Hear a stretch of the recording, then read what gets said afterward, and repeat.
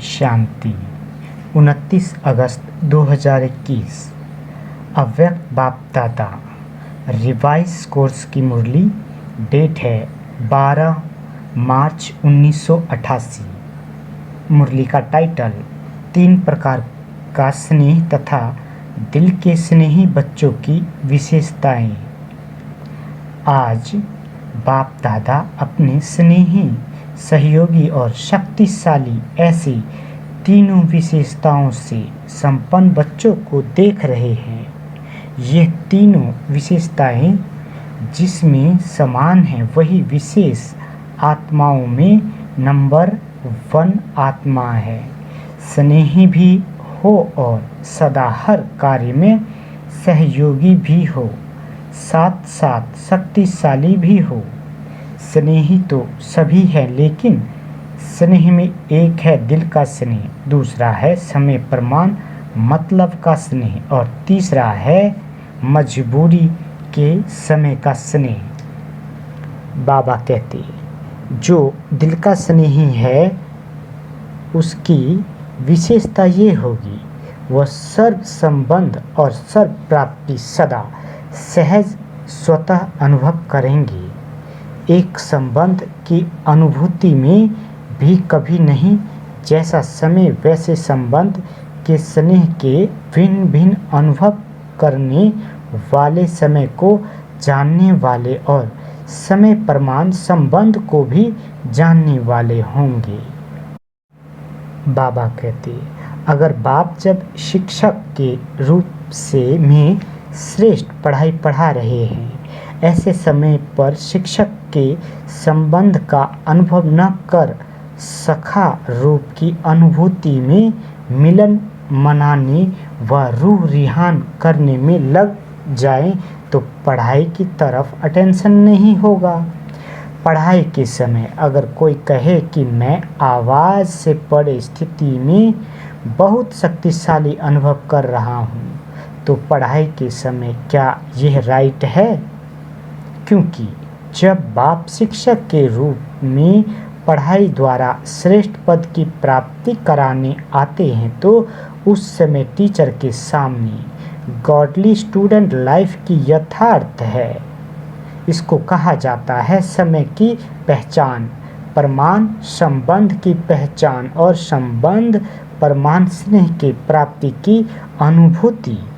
यही बुद्धि को एक्सरसाइज कराओ, जो जैसा चाहे जिस समय चाहे वैसे स्वरूप और स्थिति में स्थित हो सके। बाबा कहते जैसे कोई शरीर में भारी है, बोझ है, तो अपने शरीर को सहज जैसे चाहे वैसे मोल्ड नहीं कर सकेंगे। ऐसे ही अगर मोटी बुद्धि है, अर्थात किसी न किसी प्रकार का व्यर्थ बोझ व व्यर्थ किचड़ा बुद्धि में भरा हुआ है, कोई न कोई अशुद्धि है, तो ऐसी बुद्धि वाला जिस समय चाहे वैसे बुद्धि को मोल्ड नहीं कर सकेगा। इसलिए बहुत सूक्ष्म महीन अर्थात अति सूक्ष्म बुद्धि, दिव्य बुद्धि, बेहद की बुद्धि, विशाल बुद्धि चाहिए। ऐसी बुद्धि वाले ही सर्व संबंध का अनुभव, जिस समय जैसा संबंध वैसे समय के स्वरूप का अनुभव कर सकेंगे।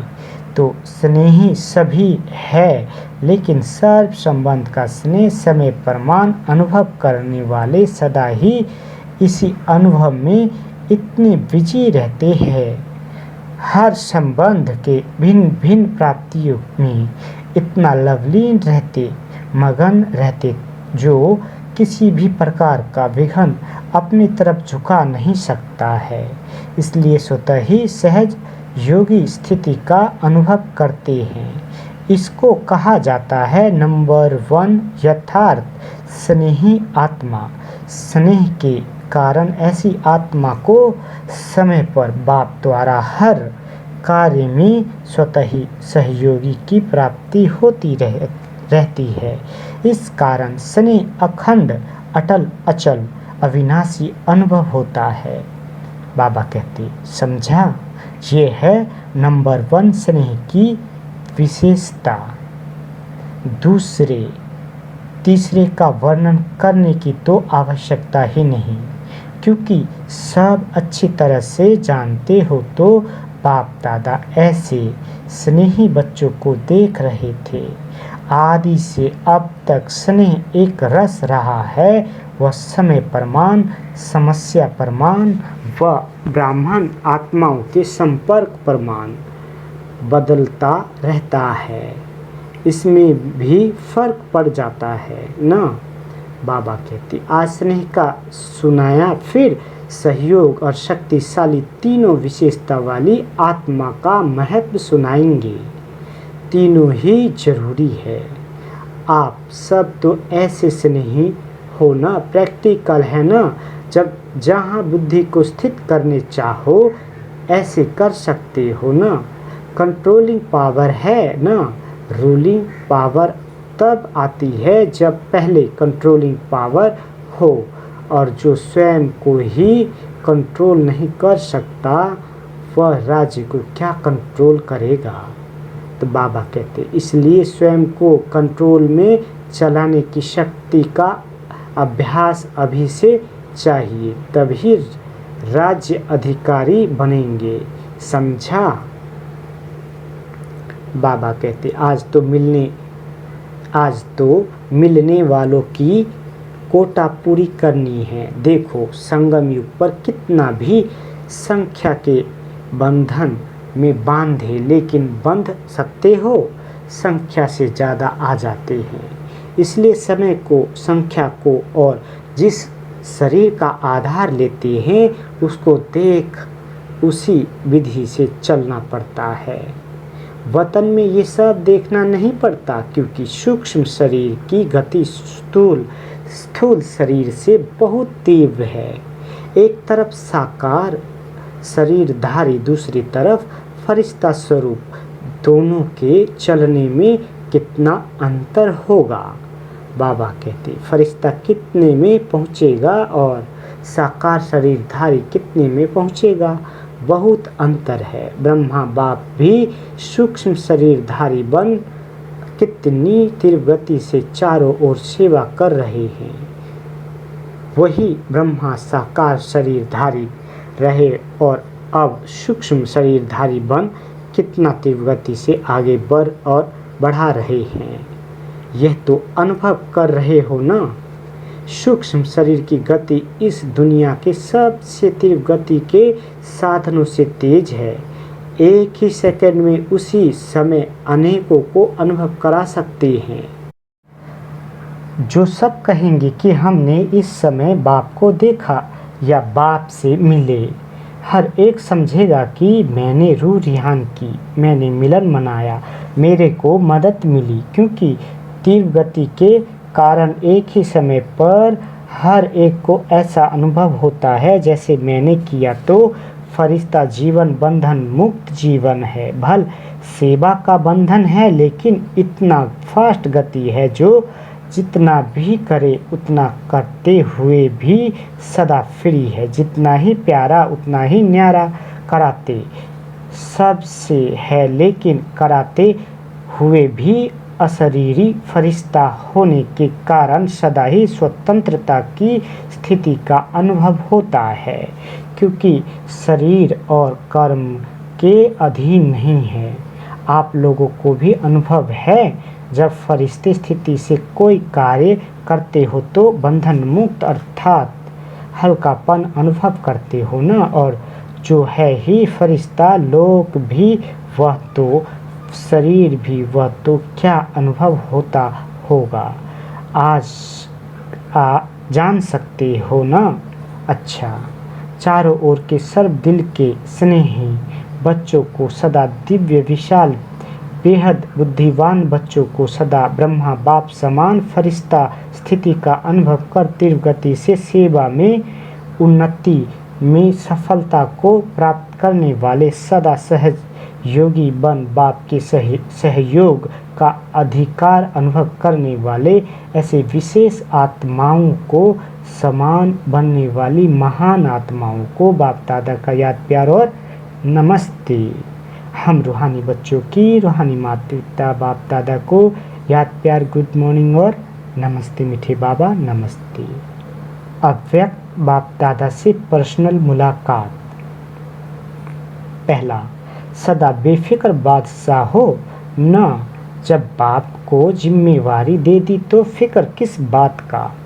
जब अपने ऊपर जिम्मेवारी रखते हो तो फिर फिक्र होता है क्या होगा कैसे होगा, और जब बाप के हवाले कर दिया तो फिक्र किसको होना चाहिए, बाप को या आपको। और बाप तो सागर है, उसमें फिक्र रहेगा ही नहीं तो बाप भी बेफिक्र और बच्चे भी बेफिक्र हो गए। तो जो भी कर्म करो, कर्म करने से पहले ये सोचो कि मैं ट्रस्टी हूँ। ट्रस्टी काम बहुत प्यार से करता है लेकिन बोझ नहीं होता है। ट्रस्टी का अर्थ ही है सब कुछ बाप तेरा, तो तेरे में प्राप्ति भी ज़्यादा और हल्के भी रहेंगे, काम भी अच्छा होगा, क्योंकि जैसी स्मृति होती है वैसी स्थिति होती है। तेरा माना बाप की स्मृति कोई रिवाजी महान आत्मा नहीं है, बाप है तो जब तेरा कह दिया तो कार्य भी अच्छा और स्थिति भी सदा बेफिक्र। जब बाप ऑफर कर रहा है कि फिक्र के दे दो, फिर भी अगर ऑफर नहीं मानते तो क्या कहेंगे। बाप की ऑफर है बोझ छोड़ो, तो सदा बेफिक्र रहना है और दूसरों को बेफिक्र बनने की अनुभव से विधि बतानी है। बहुत आशीर्वाद मिलेगी। किसका बोझ हुआ फिक्र ले लो तो दिल से दुआएं देंगे तो स्वयं भी बेफिक्र बादशाह और दूसरों की भी शुभ भावना की दुआएं मिलेगी। तो बादशाह हो, अविनाशी धन के बादशाह हो। बादशाह को क्या परवाह, विनाशी बादशाह को तो चिंता रहती है, लेकिन ये अविनाशी है। अच्छा, दूसरा, अविनाशी सुख और अल्पकाल का सुख दोनों के अनुभवी हो ना। अल्पकाल का सुख है स्थूल साधनों का सुख और अविनाशी सुख है ईश्वरीय सुख। तो सबसे अच्छा सुख कौन सा है? ईश्वरीय सुख। जब मिल जाता है तो विनाशी सुख आपे ही पीछे पीछे आता है।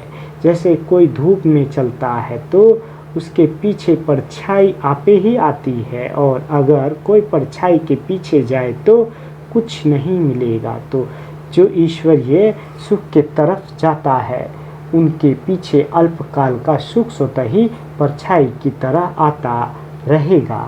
मेहनत नहीं करनी पड़ेगी। जैसे कहते हैं जहाँ परमार्थ होता है वहाँ व्यवहार स्वतः सिद्ध हो जाता है। ऐसे ईश्वरीय सुख है परामर्थ और विनाशी सुख है व्यवहार। तो परामर्थ के आगे व्यवहार आपे ही आता है। तो सदा इसी अनुभव में रहना जिससे दोनों मिल जाएं, नहीं तो एक मिलेगा और वह भी विनाशी होगा।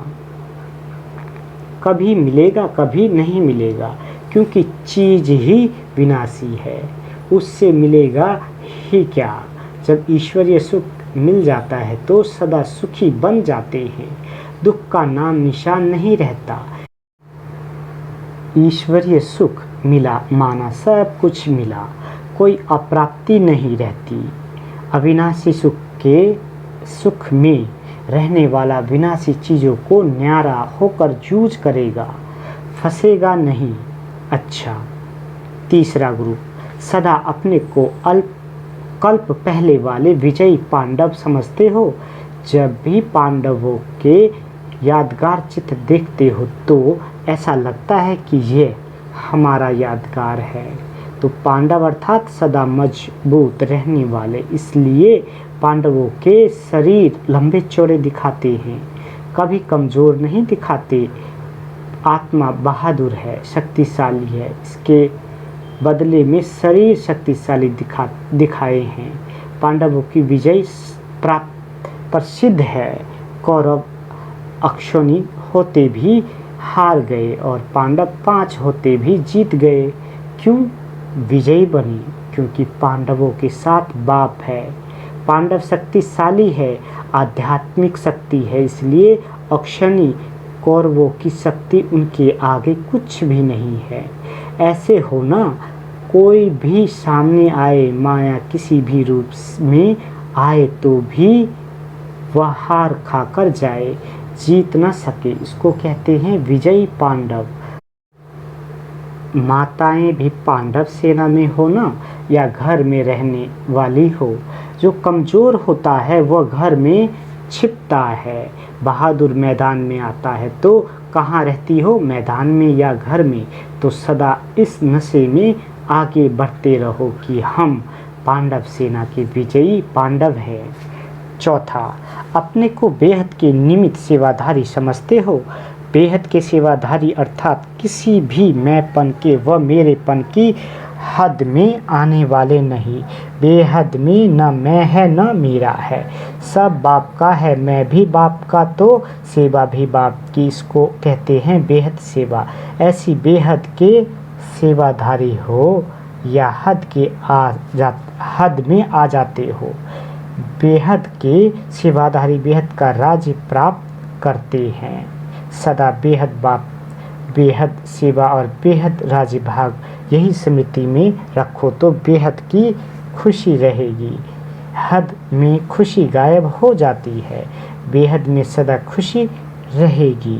अच्छा, विदाई के समय अभी तो सेवा के प्लान बहुत अच्छे बनाए हैं। सेवा भी वास्तव में उन्नति का साधन है। अगर सेवा को सेवा की रीति से करे तो सेवा लिफ्ट देती है, आगे बढ़ाने की। सिर्फ प्लेन बुद्धि बनकर प्लान बनाए, जरा भी कुछ यहाँ वहाँ का मिक्स ना हो।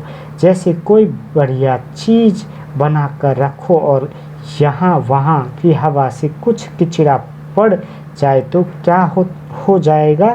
तो बाबा कहते संभाल कर रखते हैं ना, तो यहाँ वहाँ का कुछ भी मिक्स नहीं हो जाए। ऐसे सेवा के प्लान अच्छे बनाते हैं। सेवा में मेहनत नहीं लगती, खुशी होती है क्योंकि लगन से करते हैं। उमंग उत्साह भी अच्छा रखते हैं। बाप दादा सेवा का उमंग देखकर के खुश भी होते हैं। सिर्फ मिक्स ना हो तो जितने समय में सेवा हुई है उससे 4 गुना हो जा सकती है। प्लान बुद्धि फास्ट गति की सेवा को प्रत्यक्ष दिखाएगी। अभी फिर भी सोचना पड़ता है ना कि ये करे ये ना करे, ये तो नहीं होगा, वह तो नहीं होगा। लेकिन सब एक बुद्धि हो जाए, जिसने किया वह अच्छा, जो किया वह अच्छा, ये पाठ पक्का हो जाए तो तीव्र गति की सेवा आरंभ हो जाए। वैसे पहले से सेवा की गति तीव्र हो रही है, बढ़ रही है, सफलता भी मिल रही है। लेकिन अभी के हिसाब से विश्व की आत्माओं को संदेश देने के हिसाब से तो अभी कोने तक पहुँचे हैं। कहाँ 550 करोड़ आत्माएं और कहाँ संदेश पहुँचा होगा तो 1 करोड़ 2 करोड़ तक। बाकी कितने पड़े हैं? हाँ, ये राजधानी के नज़दीक वाले पहुँच गए हैं, लेकिन चाहिए तो सब वर्षा तो सबको देना है। चाहे मुक्ति दो, चाहे जीवन मुक्ति दो, लेकिन देना तो सबको है। एक भी बाप का बच्चा वंचित तो नहीं रह जाए। वह कैसे भी बाप के वर्षे के अधिकारी तो बनना ही है। चाहे किसी भी विधि से संदेश सुने, इसके लिए चाहिए तीव्र गति। ये भी समय आ रहा है, होती जाएगी। अभी धीरे धीरे सभी धर्म वाले अपनी बातों में मोल्ड हो रहे हैं। पहले कट्टर रहते थे अभी मोल्ड हो रहे हैं, चाहे क्रिश्चियन है चाहे मुस्लिम है, लेकिन भारत की फ़िलॉसफ़ी को अंदर से रिगार्ड देते हैं, क्योंकि भारत की फ़िलॉसफ़ी में सब प्रकार की रमणीकता है, ऐसे और धर्मों में नहीं है। कहानियों की रीति से, ड्रामा की रीति से भारत की फ़िलॉसफ़ी का जिस प्रकार से वर्णन करते हैं वैसे और धर्मों में कहाँ भी नहीं है। इसलिए जो एकदम कट्टर रहे हैं वो भी अंदर अंदर समझते हैं कि भारत की फ़िलॉसफ़ी उसमें भी आदि सनातन फ़िलॉसफ़ी कम नहीं है। वह भी दिन आ जाएंगे जो सब कहेंगे कि अगर फ़िलॉसफ़ी है तो आदि सनातन धर्म की है। हिंदू शब्द से बिगड़ते हैं लेकिन आदि सनातन धर्म को रिगार्ड देंगे। गॉड एक है तो धर्म भी एक है, हम सबका धर्म भी एक है। यहाँ धीरे धीरे आत्मा के धर्म की तरफ आकर्षित होते जाएंगे। अच्छा, वरदान। मनन शक्ति द्वारा वेट को समाप्त करने वाले सदा शक्तिशाली भाव। बाबा कहते आत्मा पर वेस्ट का ही वेट है। वेस्ट संकल्प, वेस्ट वाणी, वेस्ट कर्म, इससे आत्मा भारी हो जाती है। अब इस वेट को ख़त्म करो। इस वेट को समाप्त करने के लिए सदा सेवा में बिजी रहो। मनन शक्ति को बढ़ाओ। मनन शक्ति से आत्मा शक्तिशाली बन जाएगी। जैसे भोजन हजम करने से खून बनता है फिर वह शक्ति का काम करता, ऐसे मनन करने से आत्मा की शक्ति बढ़ती है। स्लोगन। जो अपने स्वभाव को सरल बना लेते हैं उनका समय व्यर्थ नहीं जाता। अच्छा, ओम शांति।